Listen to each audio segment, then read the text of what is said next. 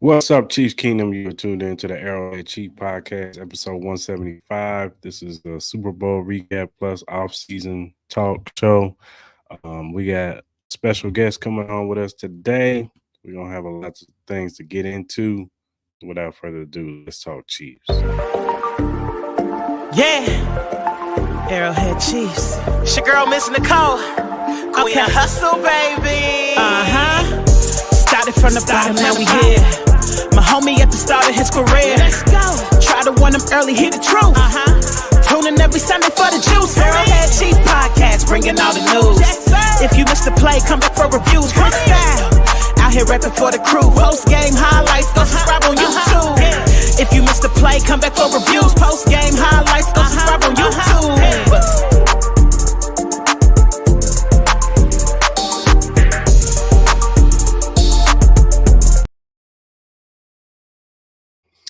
And we are back. Arrowhead Chief Podcast, episode 175, Super Bowl recap and off-season show. We got a special guest, Ed Easton Jr. from USA Today SMG. What's going on, Ed? How you doing, man? How's it going, Chris? Join another championship. How about that?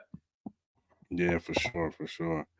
It's always good to, celebrate another Super Bowl win from the Kansas City Chiefs, and hopefully we looking forward to next year, a three-peat, So, let's go ahead and get into it, man. Last week, me and Wildcard Mar kind of already gave our Super Bowl recap, but I wanted to bring you on to, you give what your recollection of the Super Bowl was. Well, it was pretty much a mirror of what the season was about. If you look at what the team was, it started off in a lot of uncertainty, what was going on offense, a lot of question marks regarding that. The game kind of progressed that way, and then towards the end, you kind of saw the grit and the Super Bowl experience that this team has. The main guys, I'm just going by what happened in the fourth quarter. Mahomes being Mahomes, Travis Kelce reminding everyone why he's the best tight end in the game still. I know floating around for some reason retirement, and that's nothing he's even thought of. Same thing with Andy Reid. And I also, a guy that I brought up plenty of times, and, I've gotten a lot of flack on your show, Marquez Valdez-Scantling. Yeah. He plays throughout this postseason, and another big one in the Super Bowl. So it's just those type of things kind of reminded you, like, this is a veteran team. They're a scary team. No matter, even if they're not having their best season, they have guys that know how to win. And pretty much that's what you need in the NFL. And when you get to the Super Bowl, when you get to the playoffs, you need guys that know how to win. So you got MVS, Kelce, and then you get McCole Hardman, a guy that's won 2 Super Bowls in the past, a guy that everyone's forgotten over the season because of injuries. He was on IR right after the trade from the Jets. But he's one of those guys that you just can't forget. And I just thought the way the game progressed, it reminded you so much of that first meeting they had against the 49ers. Yes, it's different, but the way they came back, the way that they made the big plays, and the only extra icing on the cake was that it was I think it's like the second longest Super Bowl game of all time, and it had overtime. So things like that are what you look at. So I thought, I'm not too surprised. I had the Chiefs going in regardless. I know everyone's like San Francisco. It was their year. I just feel like when you have all those elements involved, it doesn't matter. You put the X's and O's out the window. You got guys that know how to win, that have that grit. So that's what mattered. Yeah, I thought, once the Chiefs got past Baltimore, I just felt like that they were just too battle tested. And, they've been here before, Brock Purdy, a few of the 49ers have been here. Kyle's been there. Fred Warner has been there. Nick Bosa has been there. A few other people have been there on that team. But I just feel like the Chiefs were just way more battles. Even the gauntlet that they went through in the playoffs, I just thought they were way more battle tested. And I just felt like the 49ers, they were coming in, limping in. They weren't like looking good in these first 2 games. Like Green Bay probably should have beat them. Detroit definitely should have beat them. And kudos to Steve Wilkes. He got the defense, looking good in the Super Bowl, you know what I'm saying? Because it was a struggle for probably about 3.5 quarters for offense. So I give Steve Wilkes that. I personally don't think he should have got fired. I felt like he was a scapegoat. Um, but you're right. It was just a microcosm of everything that happened this season with the Chiefs. Now, the offense was bad, the defense keeping us in the game, making it 10-3 at halftime, which was huge. And then coming in the second half, some things just bounced our way, with the muff punt, the punt coming bouncing off the defender's leg. That was the turning point to me. That was, MVS scoring on the next play. We needed that.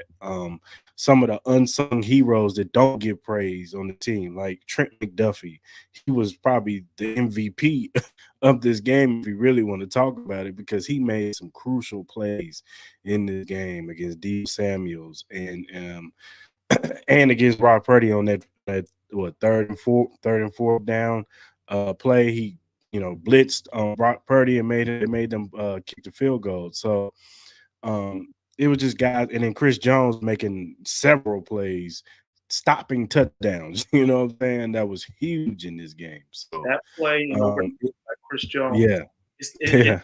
talked about a lot more because that's a touchdown if Mhm. he doesn't put any pressure on Purdy. Yeah, yeah, yeah.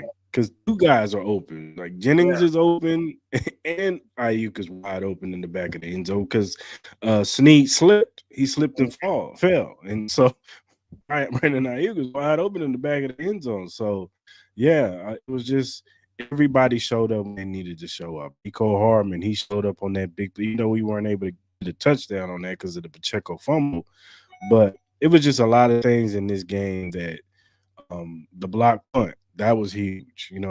Even the Christian McCaffrey fumble, that was huge because they were driving down the field. They get 7 right there. The momentum is like really on their side. So it kind of took back, some of their momentum. Now we end up fumbling football too, but still, that took 7 off the board for them. And it took them a trick play that probably should have been a legal man downfield, but we ain't gonna get into that.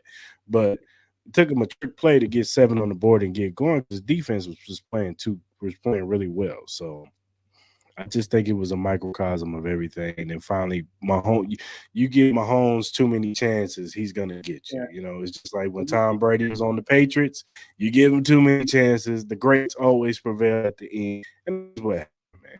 I was I was surprised at the fact that they wanted the ball first in overtime. Yeah, Like because you know the rules and you know that both teams are going to have the ball no matter what, even if it's a touchdown. I was shocked that they said they wanted the ball first, knowing that you have Patrick Mahomes, knowing how much he needs to win the game, and they allowed it to happen. So even at the flip of the coin, I was really shocked by that part. Also, I just yeah, you got to give a kudos to Nick Allegretti playing with a torn UCL yeah, and man. played extremely well. He kept Mahomes upright for the most part. And mind you, this is Joe Tooney who was supposed to be in that spot, but he couldn't play in the game. But for Mhm. Allegretti to just go in there and play, and that's amazing. And I think that's one of those unsung heroes type of moments. And also Harrison Butker for the longest field goal in Super Bowl history Yeah. Oh, he's connected once been money again all field season. goal attempts. These are things. These Yeah, are he's these little things matter. Marquez Valdez-Scantling touchdown. You look at what this team. They're a team. We always like to throw that around, but these guys knew what they were doing. They trusted each mhm. other. I mean, I know they always pan to the sideline. They see them yelling at each other all the time. You saw Chris Jones getting into it. The infamous Mhm. Travis Kelsey, Andy Reid bump. I mean, this is how they are. They're a family. They're gonna fight. They're Yeah, gonna argue. I think Rasheed Rice and Patrick Mahomes went at it for a little bit, but you love yeah, to see yeah, you guys want to yeah, win. you do.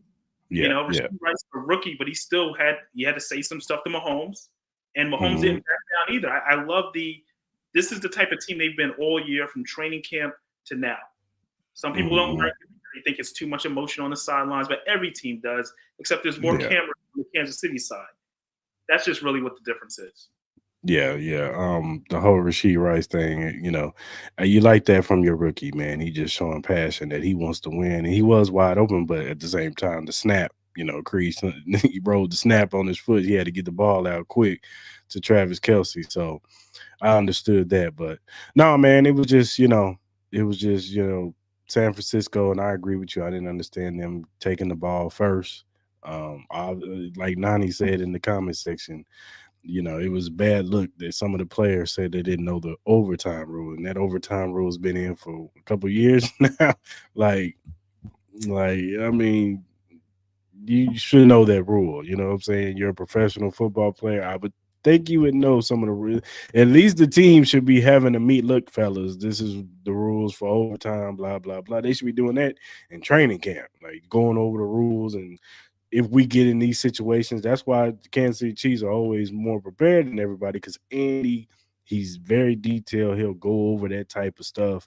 Yo, this is what we do if we have an overtime situation, if we have this situation, and that's why they win the Super Bowls right now. So, And Andy like I mentioned said, that. He yeah, mentioned yeah, that yeah. he went to the analytics coordinator right before the end of regulation, and he went through the process. He said, "Oh, should we take the ball first? Shouldn't we take the ball first?" He ran it through those guys, so he has a lot of trust in his staff and guys that are Mhm. unsung heroes. I mean, who thinks of the analytics coordinator in that time period? And you're talking about overtime in the Super Bowl, and he's checking for that for his thoughts. So, like I said, it goes back to trust. It goes back to what this team is about, and it made the difference. It really did. No, it did. No, it definitely did.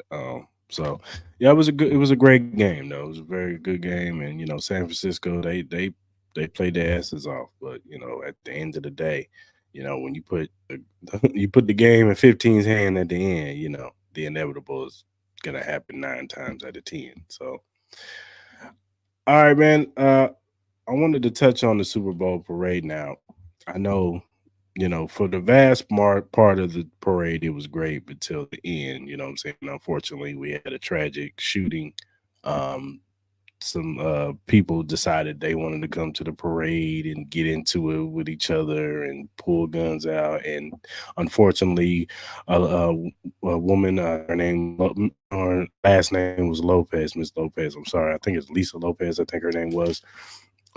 She ended up losing her life. I know her a couple of her kids, her daughters got shot in the line of fire too, and it was like 22 people that got was unfortunately shot. I think it was like 9 kids hit with gunfire, and it's an unfortunate situation because it was a beautiful parade. You know what I'm saying? Everybody was like they was having a good time. Willie Gay walking around with his shirt off and his shoes off. You know, Isaiah Pacheco with the goat, walking around with the goat in his hand, and walking around with the fans, and everybody was having a good time. The speeches, Chris Jones talking about he coming back. We'll see. you know, Travis Kelsey looked like he was just done. Yeah, he could barely talk. Uh, him and Patrick Mahomes was swaying back and forth.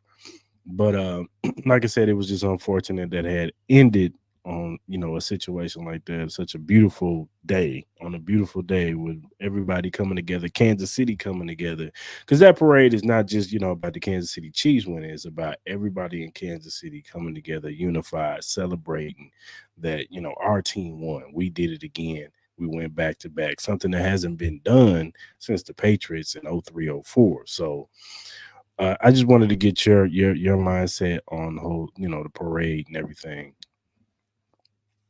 It's definitely a lot of what you said, and you when you go to a parade, and I've been to quite a few parades. You go in there just for joy, excitement. You're celebrating whether it's a team winning a title or anything going on. The last thing you're thinking about is somebody doing anything like that. Any type of violence, and I saw so many people say that this is the sign of the times. We're hearing more about mass shootings and all these different types of terror we're putting on ourselves right now within our own community and within this country itself. It's just something that I think we're all tired of witnessing. We're all tired of dealing with, and obviously that when you heard the news that it was children that were hurt as well, and a young woman losing her life in the process, it's just something that it takes away all, not just the joy, but just it makes you reflect on just humanity itself. Because Mhm. you have to be a different type of person to have the mindset that I'm going to hurt people when we're all defenseless, we're all vulnerable, having a good time, enjoying ourselves. It's something to celebrate the city. and your first thought is we're going to plan to attack people.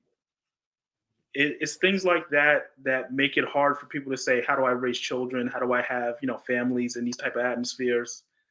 And then you think about the players who are there. I mean, you saw, especially not just this year, but past years, Patrick Mahomes out there with the fans, hugging people, having beers with them.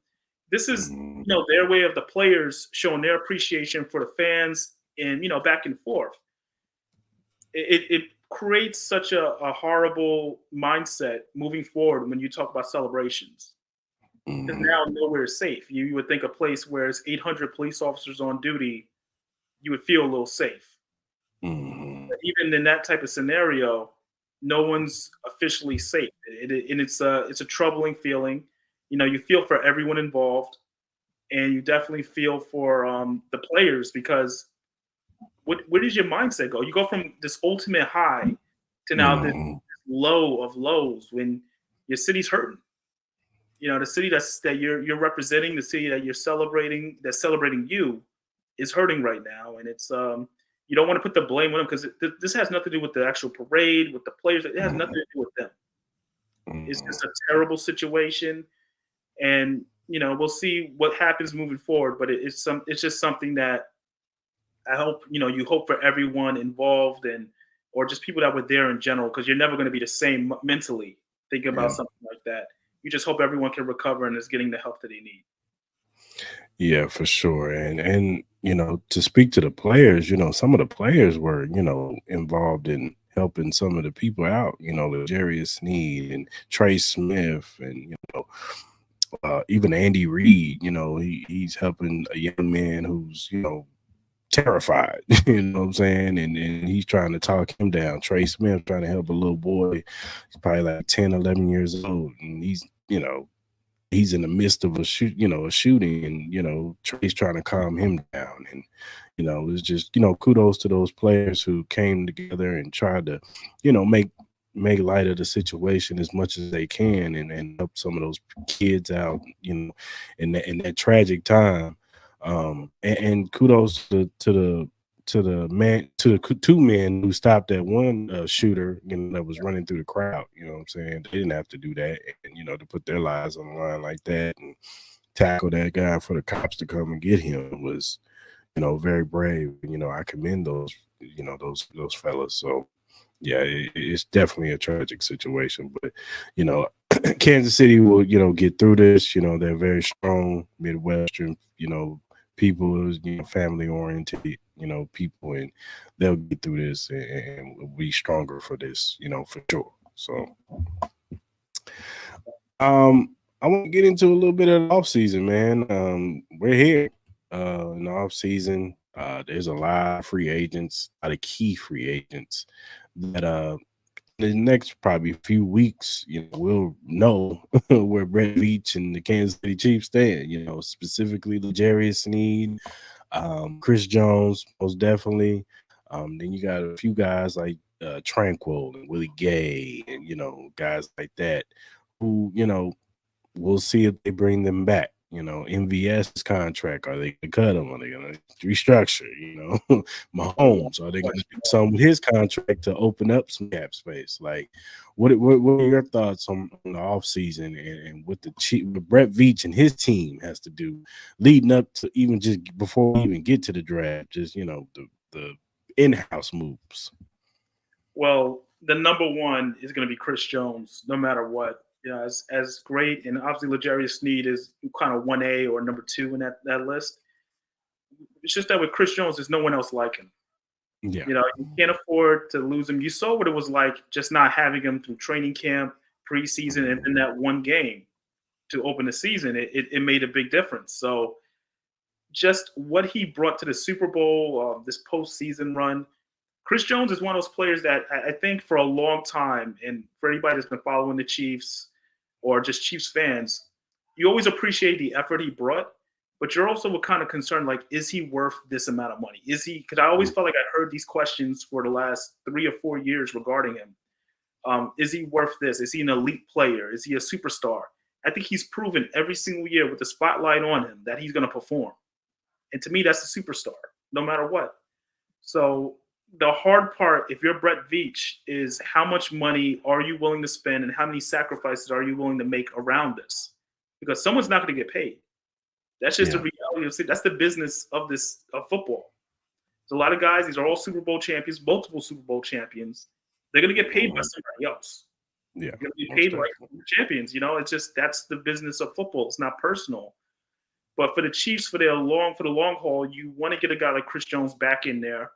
L'Jarius Sneed, that's an interesting situation considering the fact that he's not going to get the type of money that he probably deserves because he wasn't voted to the Pro Bowl. He wasn't All-Pro. These are all little incentives that people look at, especially as an agent. When you say, okay, this guy, we have to, demand big money. So I think that might hurt him a little. I think the Chiefs have a good chance of bringing him back, but he's still gonna get a pay raise if that's the case. Right. Drew Tranquill, he's proven how valuable he was. He played different roles on the linebacker core. Such a versatile player. You talk about those times when Nick Bolton was out and Drew Tranquill just stepped right in and was very effective. So you look at that and you say, how good was this defense? Would his defense be while Nick Bolton was out with the wrist injury and not having Drew Tranquill? So his stock is on the rise as well. He's going to be a guy that a lot of teams are going to look at. He loves in Kansas City, as you saw his reaction to everything, and he's not afraid to take a couple jabs at the Chargers. So I saw that. He's proven that he wants to be a Kansas City guy. So I'm interested to see what his role would be. And then you got to think about Willie Gay in that situation, because you look about the linebacker core. Willie Gay is a guy that you want to pay money to, but how much is he really worth? Especially if you want to keep Drew Tranquill, because remember Tranquill was kind of like a guy as like a backup who played several roles, but he's good enough to be a starter. So who do you pass on here? Is Willie Gay the guy you pass, or do you stay with Tranquill because they're both going to demand a significant contract? So it's things like that if you're, and mind you, I'm just throwing out scenarios that we don't know what Brett Veach is thinking here, but right. He's going to keep that in mind. Just going quick to the offensive side of the ball, you're talking about a guy like Clyde Edwards-Helaire. Now, this time last year, everyone was like, Clyde Edwards-Helaire, he's got to go. We don't need him. You heard all these different rumors. Maybe he doesn't even want to be here. They didn't pick up his option. This was last year around this time. Now he's an unrestricted free agent. And you're probably thinking, okay, well, we still got Pacheco. Pacheco does get hurt. He does. You know how his running style is. It's going to demand a lot of attention. He's going to get hit a lot. You don't have Jerick McKinnon probably. I don't know if he's a guy you consider bringing back again after his injury issues. Yeah. Which was very clutch when you needed that running back, a guy that could step in, be the every down back for a game or be the third down back. He's very versatile in that aspect. So you have to what type of money is he going to want to demand and how much money is he worth? And then you got to also think about what else is out there on the running back market, or do you draft a running back? So you see where it's like all these different questions come about. Is the Derrick Henry a guy that may stick around? He may be elevated a little bit more. Right. You see, there's so many questions that when it comes to the offense, when it comes to the defense, and just this is a vast list of unrestricted free agents that Brett Veach has to look at. I do want to throw out one more, the offensive tackle situation, Donovan Smith. I think a lot of people have mixed feelings on Donovan Smith, right?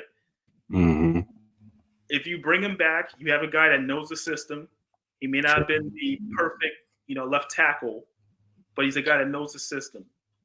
If you pass on him, what are you trying to do? Are you trying to get somebody in the draft? Who else is going to be fit in terms of a certain price range that you want to get as the left tackle to protect Mahomes? I heard people say Joe Tooney, move him to tackle, and it could work like that. I don't think it's that easy. I mean, the guy's a Pro Bowl guard for a reason. You got to stay with what works. So just moving him because he's been so efficient at that position doesn't necessarily mean he'll be great at left tackle. So it's things like No, go ahead. No, it's things like that that just make it very interesting. Allegretti, he's been with the team, so what he did in the Super Bowl. You might want to keep him as well. A lot of teams are watching. This guy has the grit. He's willing to do whatever it takes to play, and he played well. So he did. So it's things like that. Backup quarterback situation. No one thinks about that. Blaine Gabbert's out. He's going to be a free agent. They could probably keep him on the cheap. Odds are they can Yeah. on the cheap.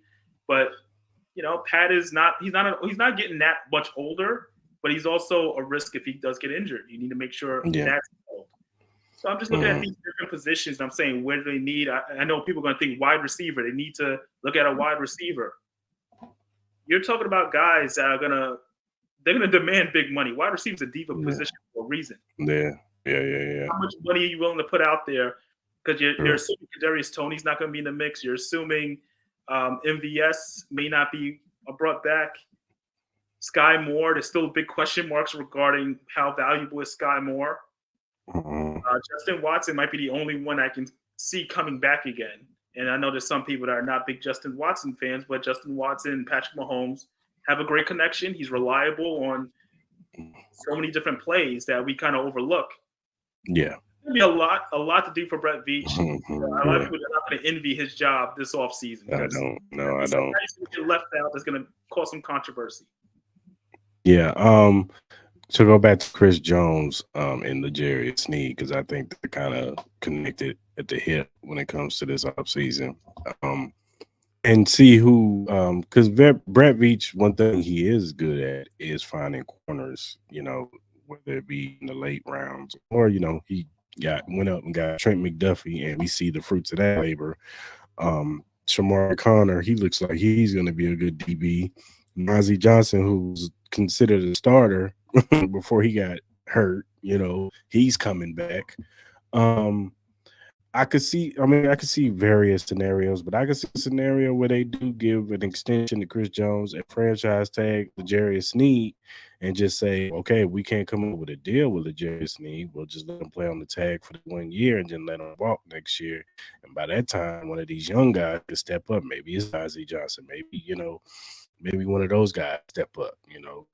Joshua Williams, Jalen Watson, they're still in there too.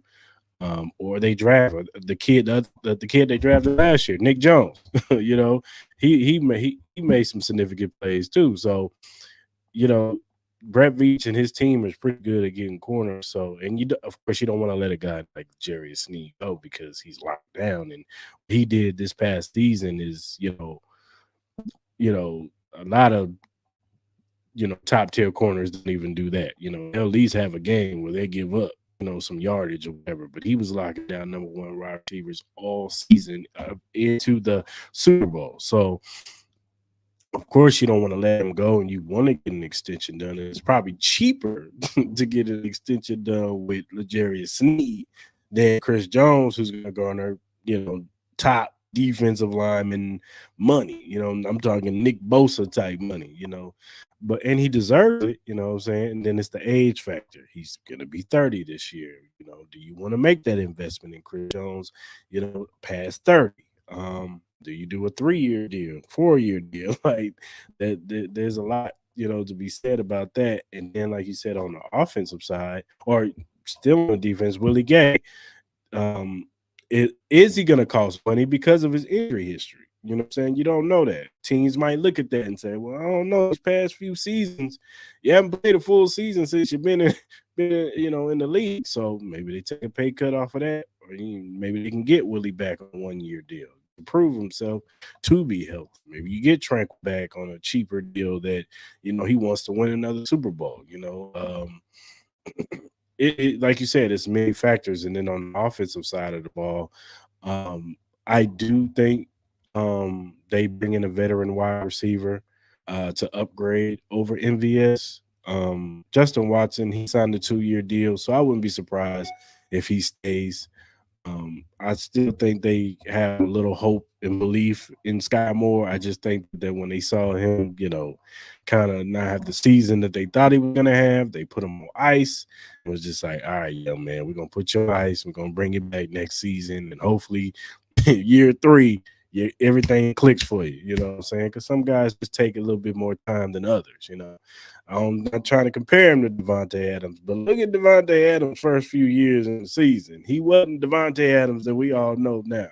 He wasn't. He was dropping passes and doing all kinds of stuff. Green Bay wanted him out of there until, it finally started clicking with Aaron Rodgers. So, Yeah, there's a lot of moves, and like you said, offensive line is Wanye Morris, their guy. You know what I'm saying? They had him out there when Donovan Smith went down. He had He his played. struggles. He had his struggles He at had his times. struggles. He did. It was just rookie stuff. But I do also think he had some games where he played. He played. He was all right. He was solid. You know what I'm saying? You saw the potential there, and I trust Andy Heck to get the best out of him. We'll see. Do they bring in another veteran? Do they bring Donovan Smith back, or do they bring somebody else in? There's some guys that are going to get cut. There's some Tyron Smith and the Trent Browns. Those guys, they can bring one of those guys in. Maybe they're an upgrade over Donovan Smith. Um, like you said, Allegretti, does he, garner some a market out there now? He With the team. coming off a UCL injury. Does that hurt him? You know what I'm saying? To the way they can bring him back on a cheap, 1 year deal to be, swing tackle or whatever. That's Like you one said, name. It's one name I forgot to mention, and it's a shame I forgot to mention. Is a lot of people are probably not even mentioning at all, and we should be. McCole Hardman is a free yeah, agent. yeah. Now Hmm. he's an interesting one because besides being a Super Bowl hero for winning for the game-winning touchdown catch, he's a veteran now. He's been Yeah. in the system, pretty much his whole career. If you want to count that little time away with the Jets, he makes sense to bring back. He knows the system. He knows how to do everything in it.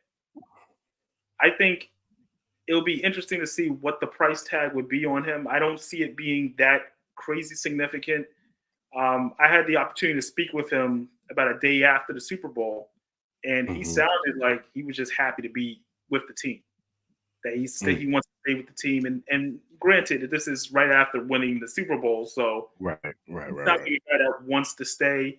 I had asked him about his time with the Jets and just making a transition back to the NFL. I mean, back to the Chiefs, and he was Hmm. just saying how it just felt like a family. You just felt welcomed back with open arms. So, he was comfortable with the system. He knows how to get everything going. Him and Pat have that connection. He's a guy that could take a step forward because he's just always dealt with injuries for the last, especially the last 2 years. He's dealt with injuries. So Hmm. I just want to throw that out there and say McCole Hardman is a guy that he could be an interesting free agency option. I know Yeah. people are going to be like he's not the star receiver that they think.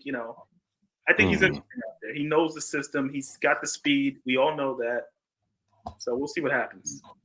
And it's going to be interesting to see how they really feel about Kadarius Tony. Like, does Pat want to keep him? Does Pat go to Brent Veach and say, "Hey, he had a bad year last year"? You know what I'm saying? But you see the talent when the ball's in his hands. Let's try to reconvene it this year. Or do they cut him to let him walk? Um, Receiver is going to be interesting because I don't think that they go out there and go get a T Higgins type or guys like that. Like guys, you gotta expect them to go get is like a maybe a Tyler Boyd, like somebody like that, or Curtis Samuel. Somebody who can get open on their own, stretch the field. Speed guys. I can see something like that. I I don't heard see them going I've heard break rumors. the bank. I've heard rumors like a Tyler Lockett makes a Yeah. lot of sense. A guy, a lot Hmm. of speed. Hmm.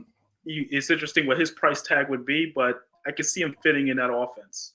Yeah, yeah, yeah, yeah. He could definitely, he Andy Reid will definitely know how to use Tyler Lockett. That's the Andy Reid type of receiver. He likes those smaller 5'10", 9 guys who speed. So he'll get the most out of them, whether it be, route running, end arounds, whatever. They're gonna use him, the right way. So like I said, receivers gonna be interesting. Do they get another receiver in the draft? Tight end is another position that we got to look at because Travis is not getting no younger. Like, are they gonna look at a hair apparent? Are they gonna get somebody to sit behind him for probably a cute couple more years? Because I think Travis probably got a couple more years. So did they get somebody in the draft? That possibly could be the hair apparent to Travis Kelce. Um, I do yeah, want this offseason. Go ahead. Yeah, I do want to throw out there, you said tight end. I mean, they still have as a restricted free agent Jody Fortson. Now, Jody Fortson's Hmm. been with the system for so long. When he's healthy, which is not often, very effective. And he Yeah, moved tight end. He's been very effective. He fits what they want to do. So you kind of right. like you can probably keep him on a cheaper value. So Yeah. you have that depth, and you hope that he stays healthy because Blake. Blake Bell might be out. There's a Yeah, possibility this could have been his last definitely. run. Yeah. So Noah Gray is always a wild card. So the Chiefs, I would say that yes, there is some urgency because you think about Travis's age and how much wear and tear, and he was playing hurt a lot last season. Mhm. But you have options. I could Yeah. see maybe late in the draft go tight end. I just can't see them signing another big name tight end to go No, no, alongside. no, no, no. I saw Mm-mm. some rumors about that, and I said I just don't see that being a realistic Mm-mm. option. No, I could see Brett Veach either getting, somebody in like maybe the second and third round, you know what I'm saying? A guy who, has the upside, you know what I'm saying, that they can bring in to sit behind Travis Kelsey. And like you said, I'm forgot to mention running back. Like you said, CH, Jerry McKinnon. Do one of them come back maybe on a 1 year deal? Um, or there's a few options out there, what I'm saying, like a Devin Singletary. He would be good in this offense, especially as a pass catching running back, or maybe Austin Eckler. I don't think Austin's gonna ask a lot of money. I know he's a veteran, he's been crying about his money, but I think he would fit in that Jared McKinnon role, to where you won't have to have all that wear and tear. Kansas City Chiefs, they're good about not putting a lot of wear and tear on their veteran running back. So, and if you have an injury history, and Austin Eckler does have that, you bring him in, he ain't got to worry about him being the man. You know what I'm saying? You got that for Pacheco, but you can bring him in on third downs and pass catching situations because he can't catch out of the backfield. So he would be somebody, interesting, to come in. Let me ask you: would you go all in at running back because you got the Saquon Barkley situation? It's a very, Nah. very touch and go. Yes, I mean, it's tempting. He fits It everything is. he's due, and he will. There's a good chance he's going to be available. So He is.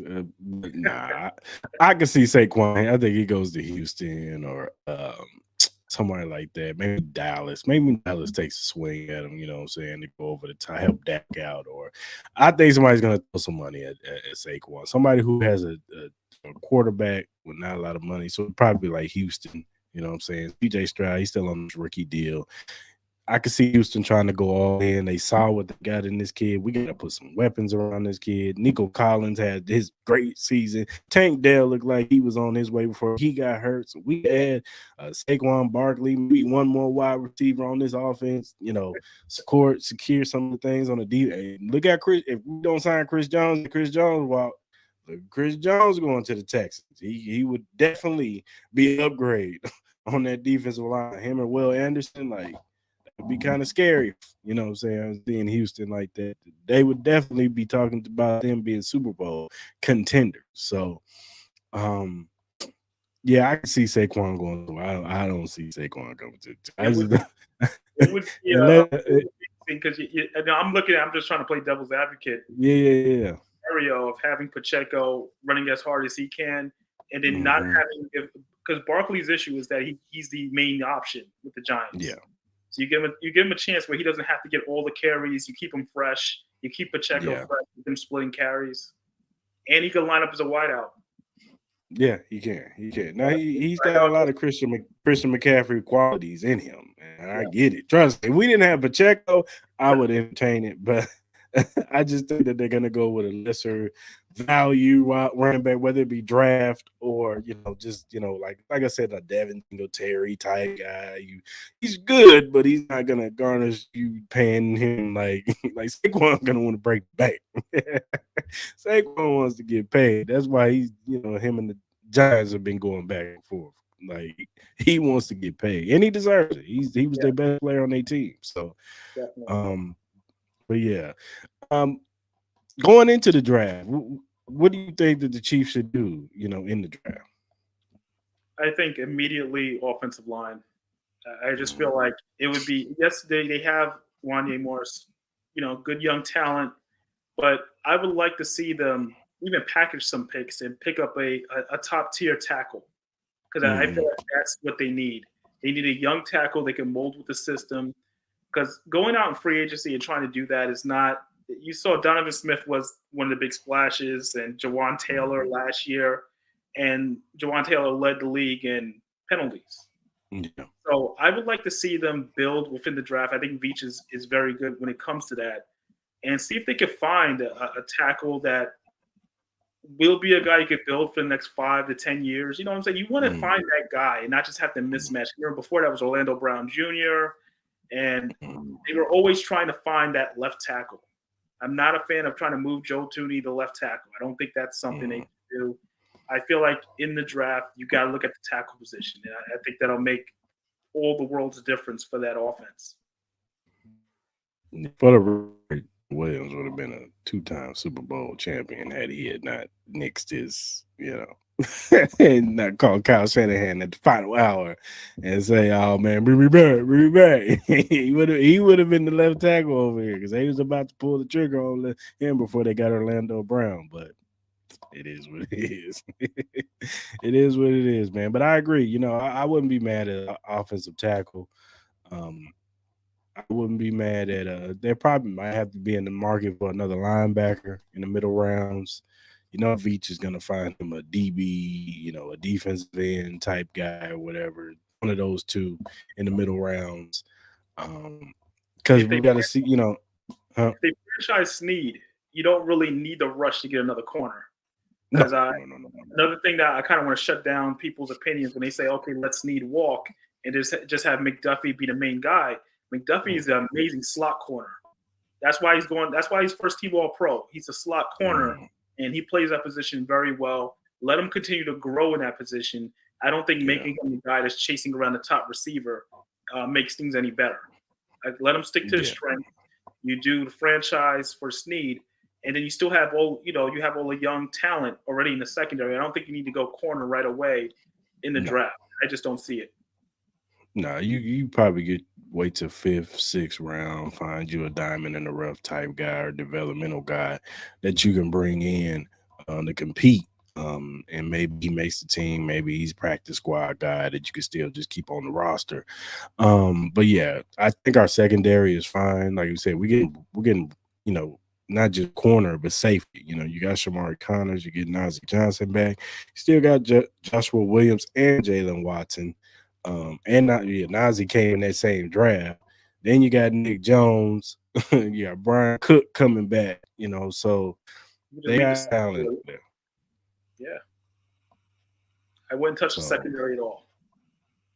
Yeah, I wouldn't touch it either. All right, let me ask you this: going into next season, I know we haven't hit the off season really yet.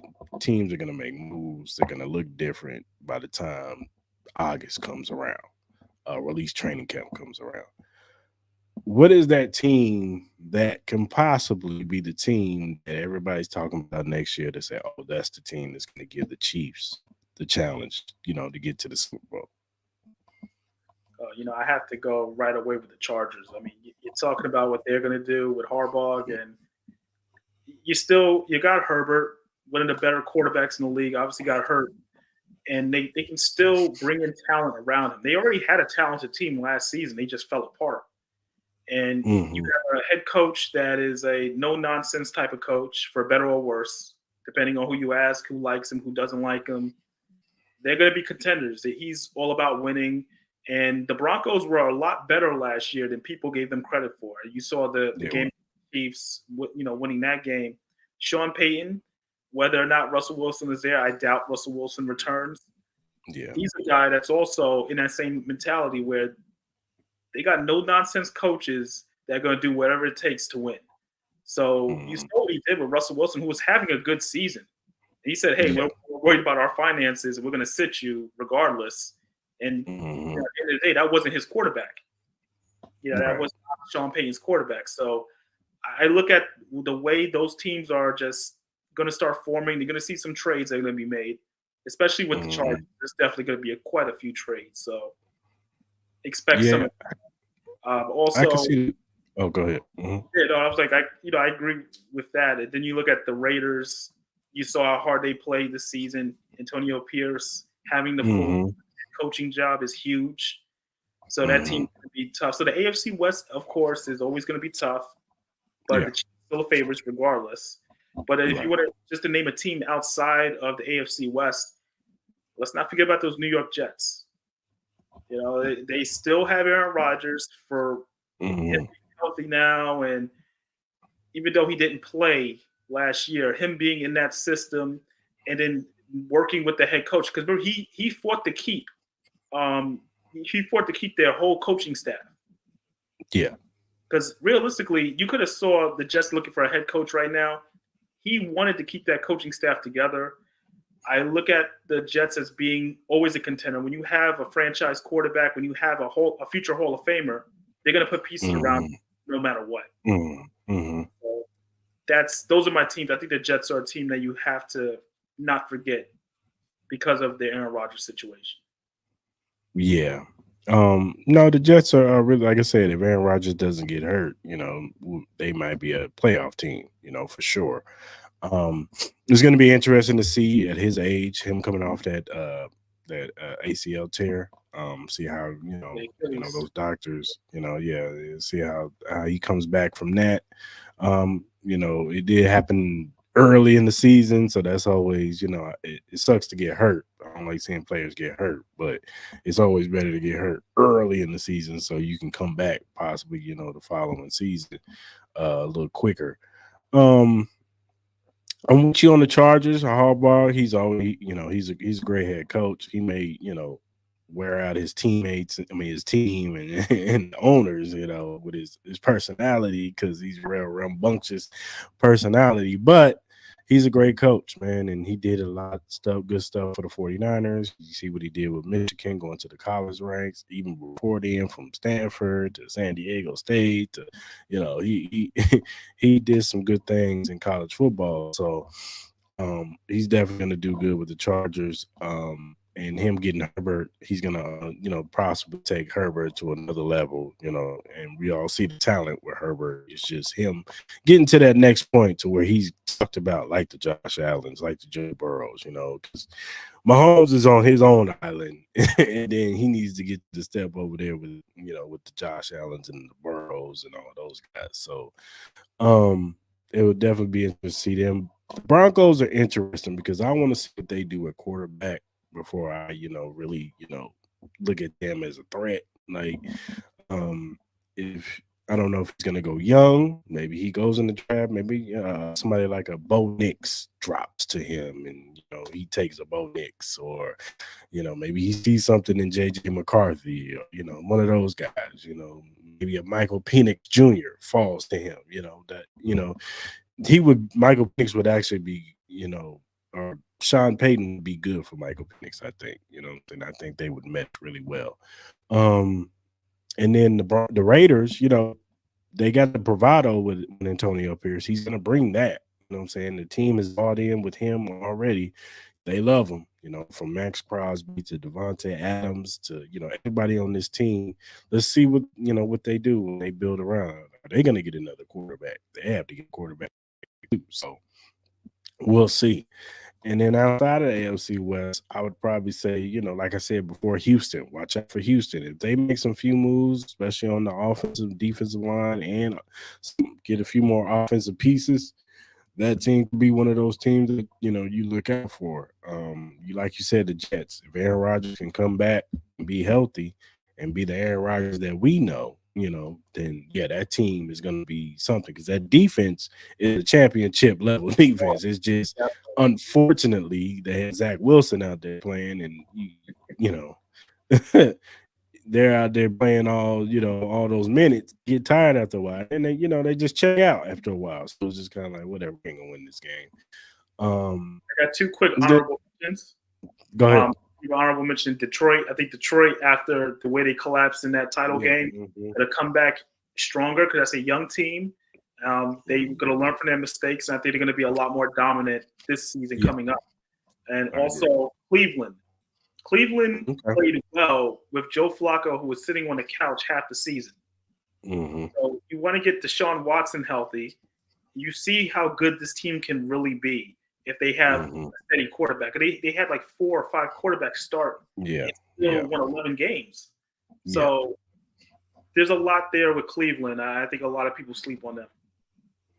Yeah, Cleveland is interesting. You know, it's still that question mark with Deshaun Watson because we still want to see Deshaun Watson be Deshaun Watson of old, the Houston Deshaun Watson. Because his last people see his well, not his but the season before, they sat him out or whatever. He had a great season. You know what I'm saying? I think he led the league in passing yards that year. So um we all know that when Deshaun Watson was in his prime, he was one of the better quarterbacks. They were talking about Deshaun Watson and Patrick Mahomes for a minute there before, the Josh Allen and the Burrows and all those guys stepped into the picture. They was talking about Deshaun Watson on the same level as Patrick Mahomes. So um, that's going to be interesting. And Nick Chubb, if Nick Chubb can come back and be the Nick Chubb that we know, because that was a nasty leg injury, man. That It was was very horrible. nasty. Yeah, it was a nasty leg injury. So if he can come back and be Nick Chubb, then yeah, they definitely, and that defense is always going to be good.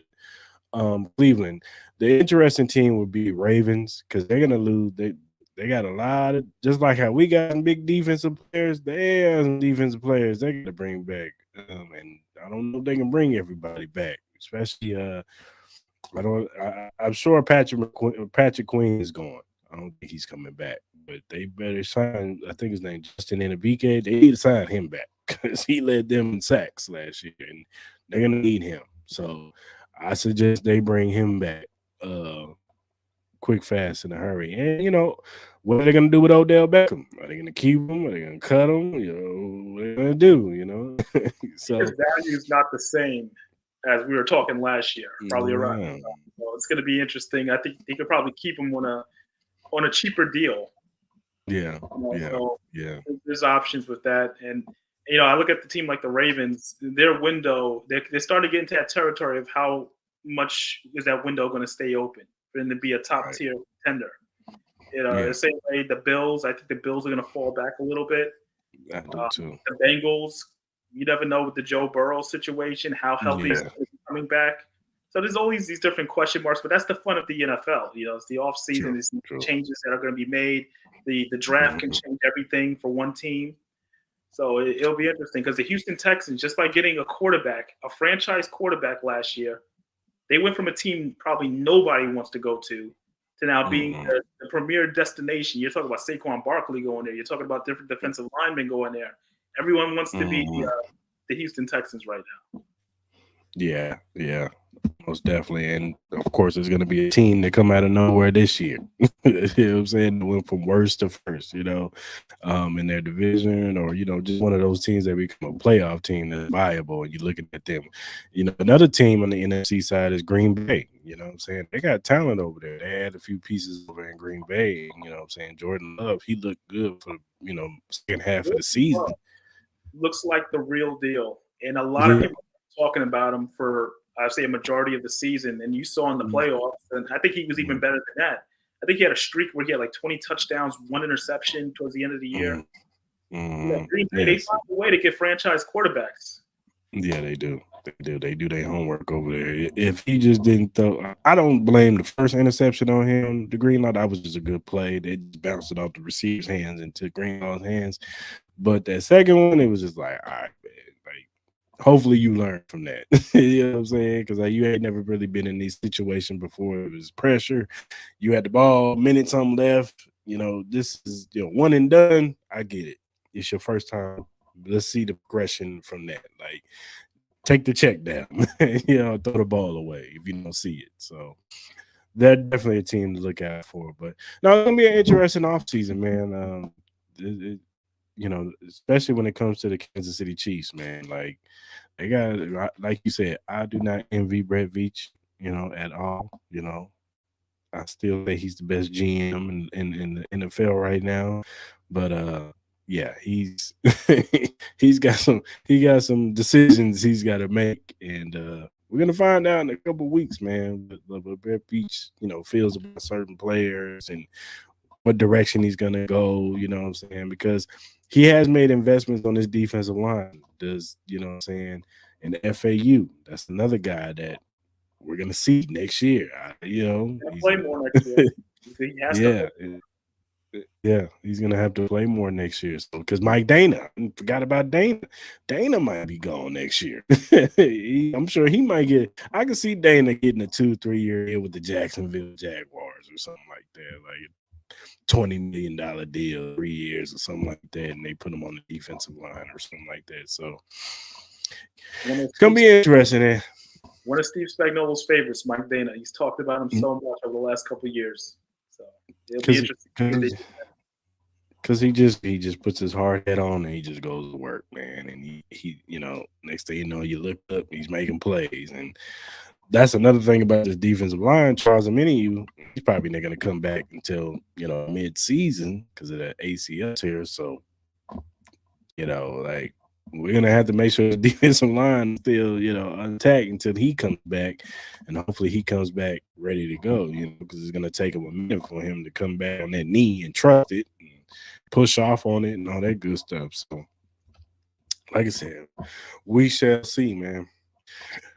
All right, Ed, man. I appreciate you coming on the show today, man. Like always, man. It's always good talking, football with you, Chiefs football, NFL football going on, things going on around the league. I know you plugged in, you know what I'm saying? I know you talked to some of the players. Did you talk to anybody else, after the Super Bowl?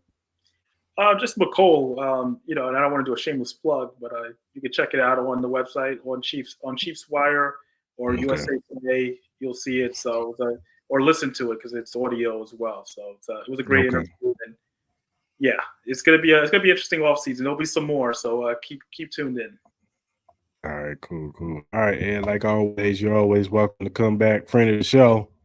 All right, brother. You have a good evening, and till next time, brother. Yeah, appreciate it, man. Always a pleasure. All right, man.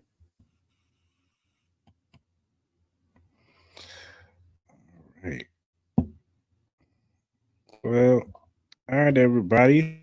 Let's give a shout out to some of the sponsors. First up, let's give a shout out to Bet Us.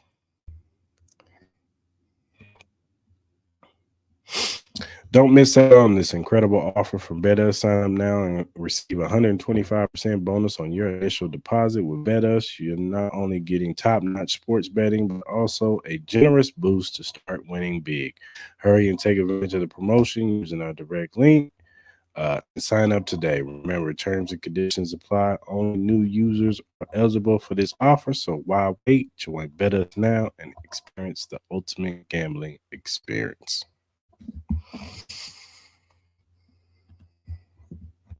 Also, shout out to Glitch Energy Drink. Glitch Energy Drink offers a wide range of delicious flavors to suit everyone's taste preferences, whether you're into fruity flavors like Maui Punch and Cherry Bomb or prefer something unique like Blue Smurf grenades. There's something for everyone. Glitch Energy Drink is not only great for gamers and workout warriors, but also for everyday people who simply need boosted energy. It's a healthy choice that you can feel good about. You can find more information and purchase Glitch Energy Drink at glitchenergy.com. Once again, glitchenergy.com. Remember to use the promo code AHChiefPod. Get 10% off of your purchase and start enjoying the benefits of this delicious, energizing drink.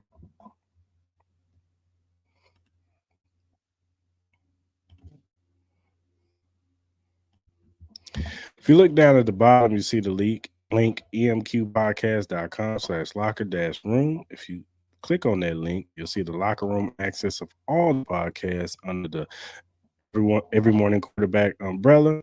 They have a 49ers one, they have a Patriots one, they have a Jets one, and they have ours, Arrowhead Chief Podcast. Go ahead, click on the banner. You see all our episodes from the recent ones to the past ones. Also, check out their podcast, Every Morning Quarterback. They talk about everything league-wide, NFL league-wide, college football. They also give you betting tips for the week, so go ahead and check them out. And whatever streaming platform you use, whether you use Apple, Spotify, Google, Amazon, iHeartRadio, whatever you use to listen to your podcast, Arrowhead Cheap Podcast is available. Also, if you're a first-time watcher on YouTube, hit that subscribe button, hit that like button, hit that notification button. So when we go live on Tuesdays at 6 p.m. Central Standard Time, you can tap into the live, you know what I'm saying, whether we have a guest or not. You tap in, get into the comment sections like Nani, like Joe usually, like Brian, like John, and a few other people that always blessed us with their presence in the comment section. You can be one of those people. So go ahead and hit subscribe right now. And whatever social media platform you use, whether you use Twitter, Instagram, Facebook, TikTok, Twitch, and Threads, whatever you use, Arrowhead Chief Podcast on there. Just type in AH Chief Podcast. Follow us. We will follow you back because we are not Hollywood over here. We're regular Chief fans just like you. If Joe was here, he'd tell you we're Hollywood. Give us critiques, feedback, questions, a topic, you know what I'm saying? Whether, regarding the Chiefs or it could be NFL based, but, hit us up. And if we like your question or your topic, whatever you trying to bring to the table, we will shout you out on the show. You know what I'm saying? Because we want to show love for the people who come on and support us. Go ahead and do that because we're trying to give you the best Chief content we can give you. So until next time, people,